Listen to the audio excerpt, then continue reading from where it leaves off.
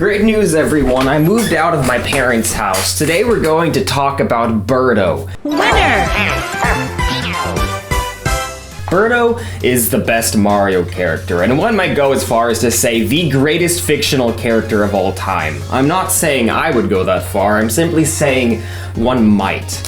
I just think she's neat, and who wouldn't? She's appeared semi-regularly in all the Mario spin-offs for like 2 decades now. But like, no one respects her the way they should. I'm the only Birdo stan on the planet, anywhere, and I'm here to advocate for why she's great, and also to solve the mysteries of her lore. She's been written so wildly inconsistently, and I'm here to piece together a timeline of of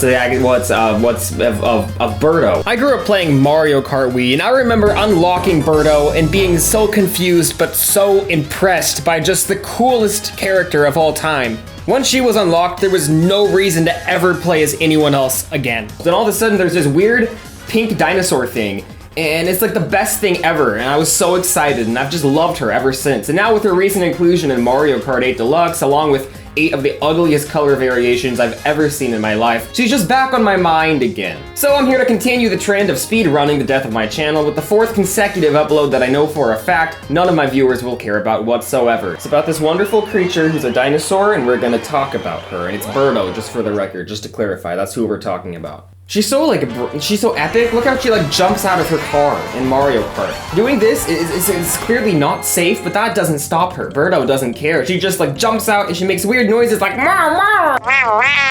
I literally want to be just like her when I grow up. We're gonna circle back to this shot in a moment, okay, near the end. There's an interesting detail that I don't think anyone else has caught. Look at this moment in a Mario Party 7 minigame where Birdo eats an apple.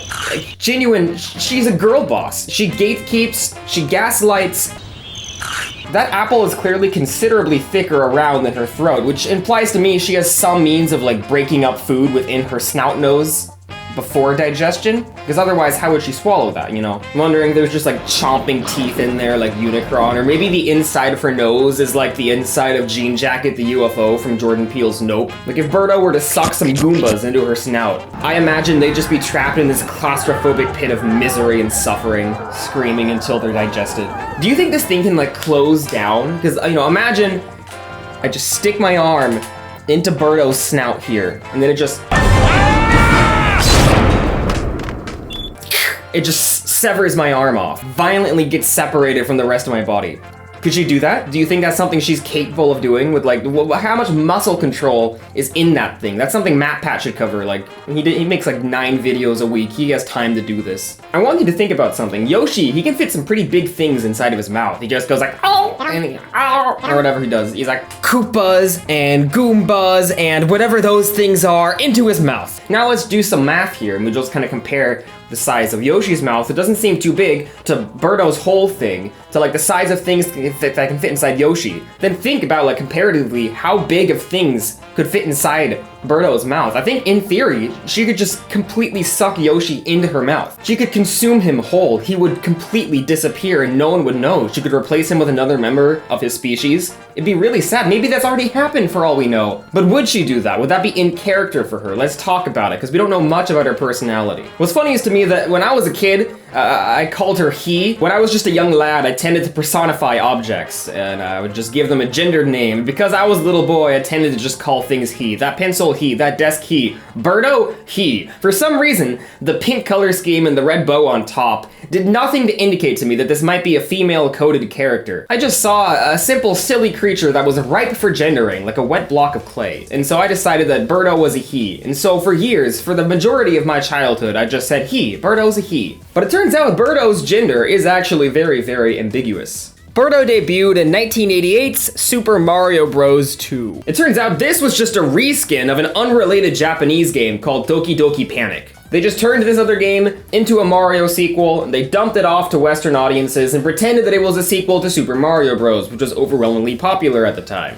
I actually had this one on the Wii's Virtual Console, so I played this one pretty regularly as a kid, though of course I did not like it anywhere near as much as Mario Bros. 1, and of course Mario Bros. 3, which was the best. That one was rad as hell. But of course, anyways, back to number 2, you could play as Toad and Princess Peach and stuff, and most of the gameplay revolved around picking things up out of the ground and throwing them. Like you could pick up turnips and throw them at the Shy Guys. And then at the end of like World 1 or Level 1 or something, the boss is Birdo, who's spitting eggs out of her nose, and then you have to pick up those eggs and throw them back at her. She's so bold and courageous. She's just weaponizing her potential children here. Like normally, mother creatures, they would sit on their eggs and they would incubate them until they grow and they evolve into living creatures. Birdo simply doesn't care. She views her eggs not as offspring, but as weapons, and we love that for her. Apparently Birdo shows up later in the game with other color variations, but I never got that far because I was not very skilled as a child. But I do remember I was really excited to just see Birdo in a Mario game. I was like, that's Birdo, I think that's Birdo, I think that's... I was pretty sure that this thing was Birdo, so I found that really surprising to see her in a game because I'd grown up with the new Super Mario Bros., which had a noticeable lack of Birdo. More to the point of Birdo's gender, what's interesting is that the game manual says, and I quote, "He thinks he is a girl and he spits eggs from his mouth. He'd rather be called Birdetta." So I think we can ignore the less than sensitive way that was phrased. It generally seems to communicate that Birdo is trans. And that means Nintendo and everyone else on the entire planet has been dead naming poor Birdetta for 35 years here. And that really makes sense when you think about it, because in Spanish and a lot of other languages, male gendered words end with O and female gender words end with A. Birdo would be a traditionally male name. Birda or Birdetta would be the traditional female equivalent. I took high school Spanish. But I'm gonna keep calling her Birdo, and here's why, because look how happy she is, just all the time. She shows up and she's having the time of her life. She has no complaints about life. I feel like if she were being dead named, she would just be kind of sad, you know? So that's my evidence for why she's okay with being called Birdo, because otherwise I think she'd be upset. And then also, we go back to that Japanese Doki Doki Panic manual. It still says they're a boy who thinks they're a girl, translated in Japanese, of course. But we learned that their name is Catherine, and they like being called Kathy for short. So he was a boy named Catherine who transitioned into a girl named Kathy. I believe is the conclusion we can draw from that. Again, it doesn't quite track, but let's keep following the history of this character and going through the years. The Birdo species appears in a few episodes of the Super Mario Super Show in the 80s, working for Bowser or King Koopa. And they're generally just being pretty naughty and such. Crash landing, egg in the face, fasten your seatbelt.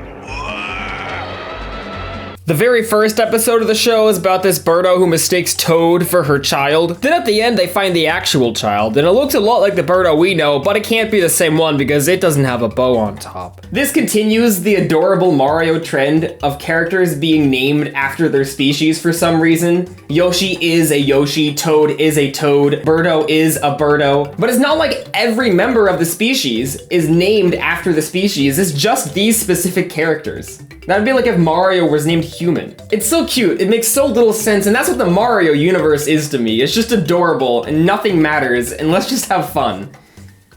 Mamma mia. The Super Show got a tie-in album, and Mario seems to imply that he eats Birdos. This next song is for Birdo lovers everywhere. Me! I like my Birdos well done with pasta. Here's Charlie and Inez Fox with Mockingbird. So that is an essential part of the Birdo lore that we need to keep in mind. Birdo is edible. Birdo is consumed by humans. I would love to just play that audio clip to Yoshi in the modern era and just get Yoshi's thoughts on it. Cause like, I'll just say it. If Birdo's edible, Yoshi probably is too. So if I were him, I would be incredibly concerned about what Mario's intentions might be down the road when Thanksgiving arrives. So Birdo comes back in a few weird things no one's ever heard of. And then she finally makes her triumphant introduction to 3D in 1996's Super Mario RPG, Legend of the Seven Stars. She's just a little boss in one level. She's modeled to look a bit more like Yoshi. And I feel like this is what allowed Birdo to put her foot in the door and keep her from being forgotten and lost to time like all those other random obscure enemies from the 80s that we don't see anymore. So then we reach the 2000s, and Nintendo needs to fill out the rosters of their sports games, their little spin-offs. And Birdo just randomly starts appearing. It starts with Mario Tennis on the N64.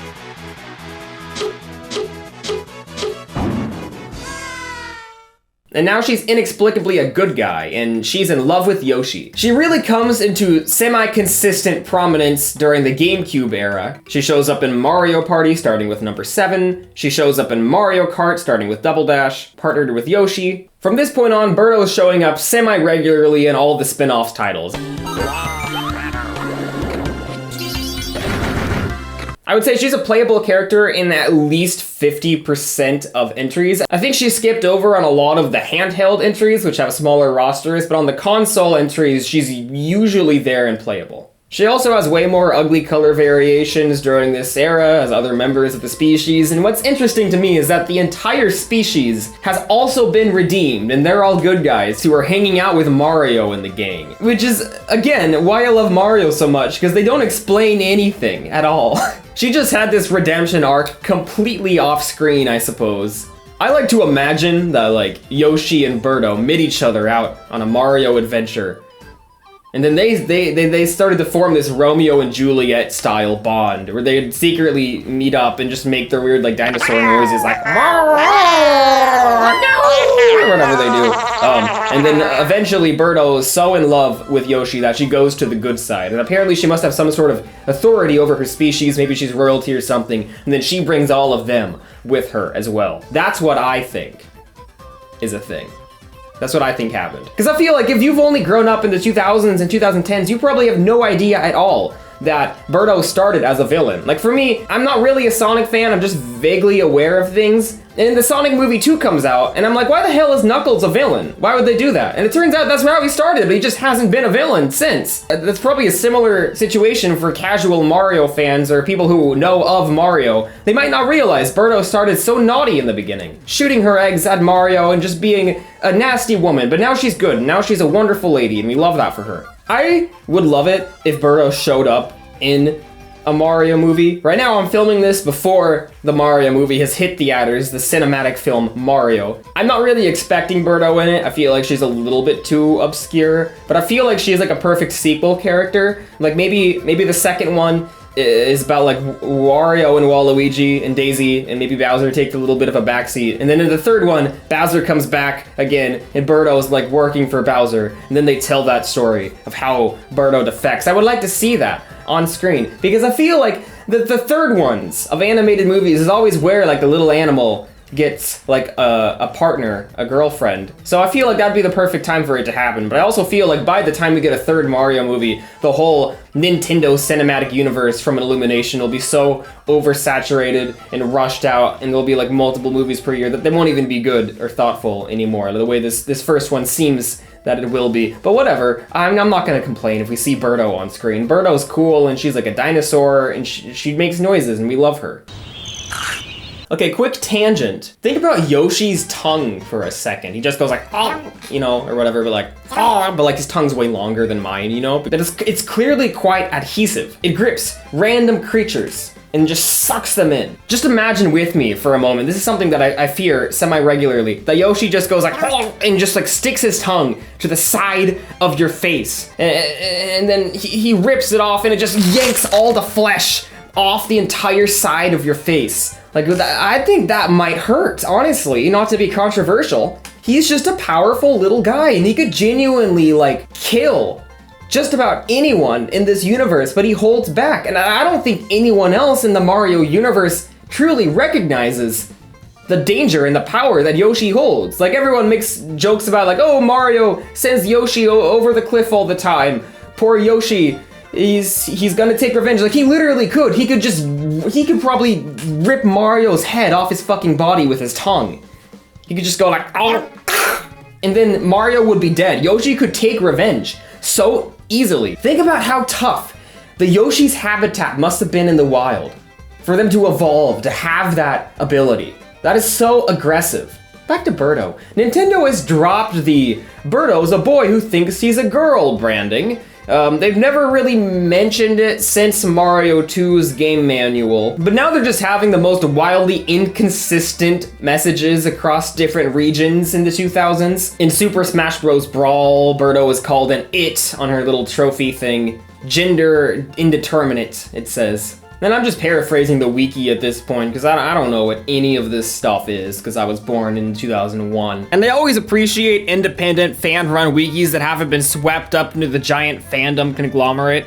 This is a really well-organized, well-handled website, so shout out to the team behind this. I guess there's this Japanese exclusive thing called a Stellaview. No, a Satellaview. And Birdo is, quote, shown as an okama, a Japanese term that usually refers to a masculine man that dresses as a woman, but is also used as a slur interchangeably to refer to trans women, gay men, cross-dressing men, and effeminate men, end quote. That's a very efficient word. It's covering a lot of ground. Then there's also a cardboard cutout looking thing of this buff, masculine torso on Birdo. There's like a giant list of just weird things like this. I'll just kind of give you a highlight reel. Starting in 2003, Birdo goes from a female voice actor to a male one. And I feel like this is why, as a kid, I may have registered Birdo as male, because these are male noises coming out of her little newt snoot or whatever the hell that is. The Japanese version of the Mario Kart Double Dash website said, Birdo appears to be Yoshi's girlfriend, but is actually his boyfriend, which could either be read as very confused transphobia, or could indicate that Birdo is a femboy, whom one might mistake as a transgender woman when that is not the case. Super Mario Striker's Spanish manual says, Birdo is your man. Well, or woman. And apparently in Super Mario Sticker Star, Birdo has a serenade in which she sings, heart of a woman, heart of a man, both can know love's grace. So there was no consistency anywhere back then, and I just skimmed across a few examples of this. Birdo's gender was just ambiguously, who knows. It seems in recent years, Nintendo has stabilized and is content on calling her she, especially Nintendo of America. In Mario Kart 8, we see that Birdo is a woman of racing in signs on Royal Raceway. And in Sunshine Airport, she's referred to as Miss Birdo over the intercoms. Paging Galaxy Airlines, flight 2218, passenger Ms. Birdo. Please proceed to the information counter on floor 2. So Birdo is simultaneously her first name, her last name, her species name, and edible. Although even still, she's referred to as he in stuff like the British localization of the game manual for Super Mario Aces. But the general consensus seems to be that Birdo is a transgender woman dinosaur. In reality, she really isn't anything, because all of this is completely inconsistent and fictitious and made up. But I'll just, whatever, she's a trans woman. I think that the transgender community is kind of like lightheartedly, jokingly taken up Birdo as a trans icon, which is really funny to me. Good for Birdo. She has contributed to a social movement in society that someone like, you know, Princess Daisy sure hasn't. I was gonna say Waluigi at first, but I feel like Waluigi for Smash is a massive social movement. So Birdo's a trans icon. She's cute. We love Birdo. Shout out to her. Something worth noting. Yoshi lays eggs. Yoshi is a man. Birdo lays eggs. Birdo is a girl, but likely, possibly, a transgender girl. A transgender woman. This could imply that all species of Yoshis and Birdos lay eggs. Or maybe laying eggs is a male trait. It's an autographed photo of a man who got pregnant. I remember, as a child, I was watching that episode of iCarly, and my everything-phobic mother walked in, and she was like, men cannot get pregnant. And I was like, joke's on you, Irene. Ricard from Survivor Season 41, his husband was pregnant, and now he has 3 beautiful children. Ricard should have won that season. Although I do also really like Erica, who did win it. I wish everyone won that season, because it was just a really good season. But also, on the other hand, I really didn't like it, and it wasn't very good. In Super Mario Galaxy 2, there's these nasty little bugs who try to kiss Yoshi, and it makes me so mad every time, because I'm like, stop it! He's in love with Birdo! You can't do that! Get away from him!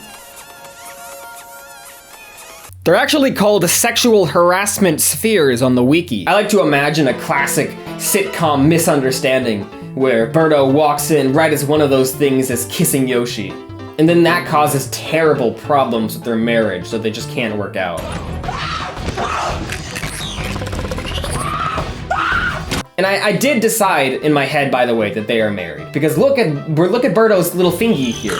There's a ring on it. And Birdo, you see, only has 4 fingies. So if you choose to believe that it's this one, which she doesn't have, then that would mean that the wedding ring is this. That would mean that's her wedding ring. But notice how Yoshi then doesn't have a wedding ring on his fingy.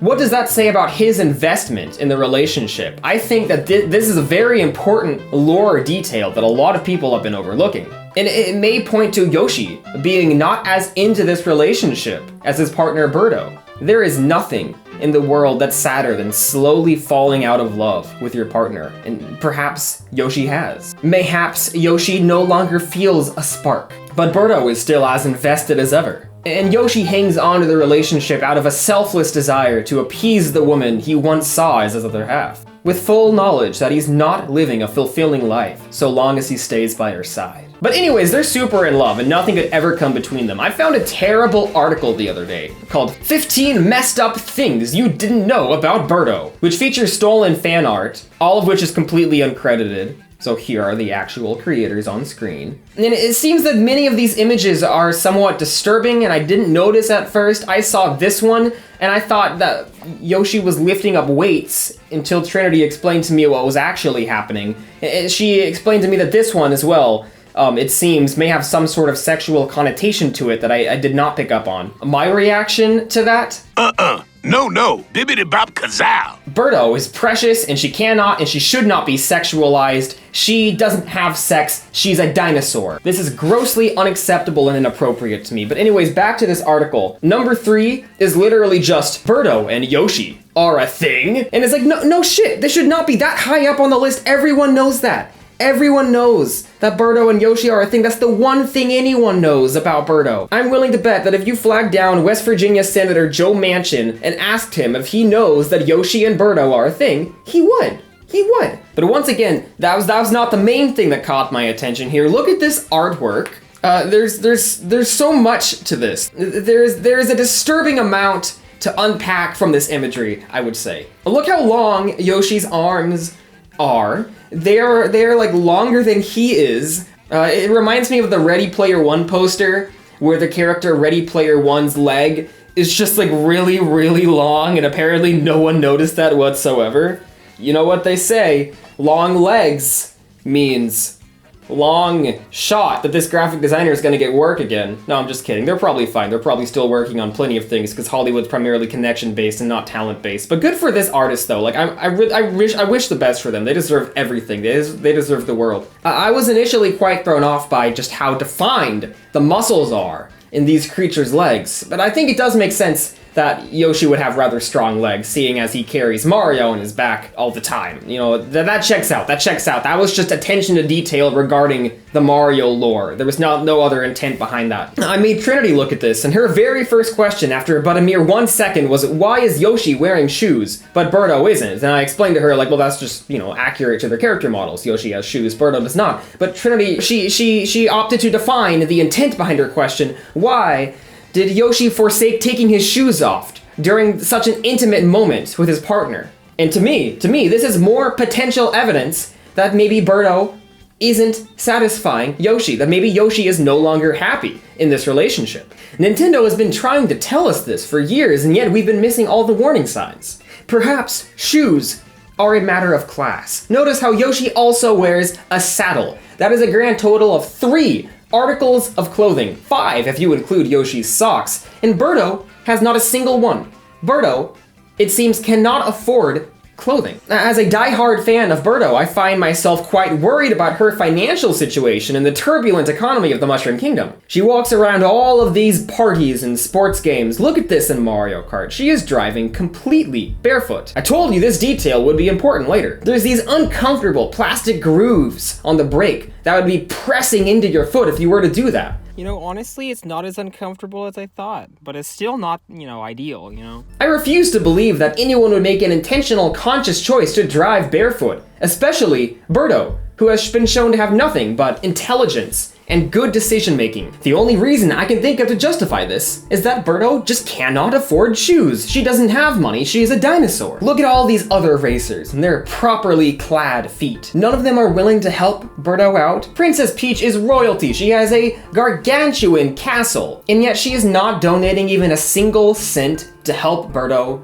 wear protective gear on her toes. None of these fellow racers seem to bat an eye at Birdo's unfortunate predicament, and the only conclusion you can really draw from that is that they just don't like her. But why? They're so close with Yoshi, and yet they seem to have this relative disdain towards his partner. What can we infer from that? Perhaps Birdo is not a good partner for Yoshi, and perhaps everyone around Yoshi, all of his friends, his support system, they see that, and they can see that Yoshi deserves better. Has Birdo done something to hurt Yoshi? Well, let's think for a moment. She seems to see no value in her eggs, in her potential offspring. She shoots them out of her nose, furiously.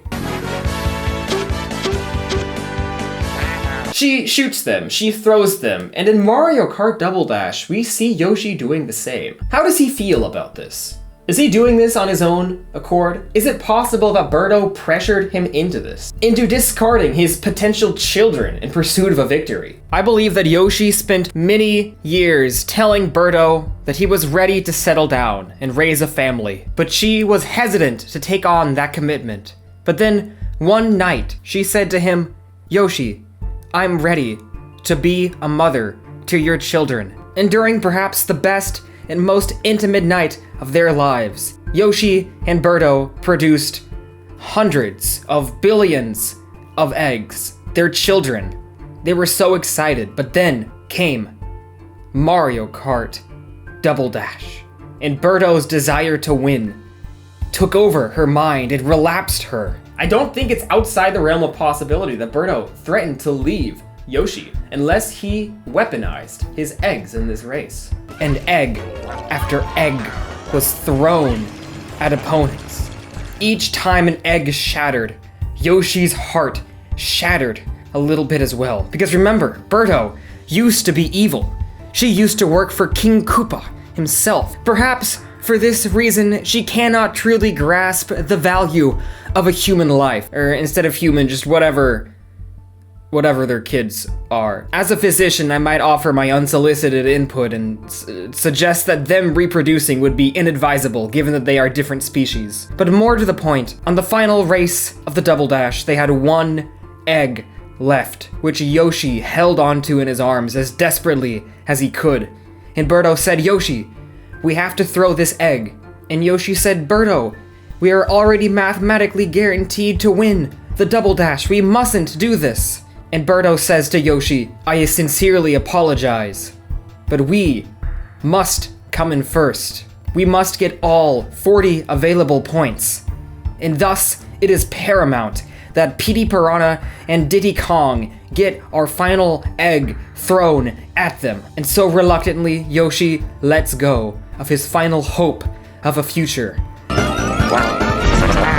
They've won the Double Dash, but at what cost? As Yoshi cheers and waves to the crowd, behind his smile is nothing but pain, for he knows he will never be happy again.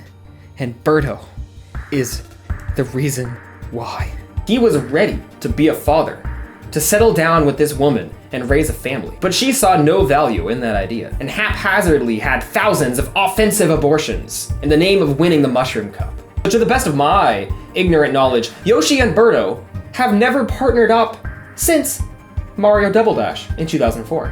This really truly implies to me that Double Dash in 2004 was the breaking point of their relationship, or shortly thereafter. Yoshi's friends and family gathered around him after seeing his heartbreak following that race. And they finally gave him the strength and the courage to end the relationship that he found himself trapped in for so long. And I believe that here, Yoshi finally stood up for himself and filed for a divorce from Birdo.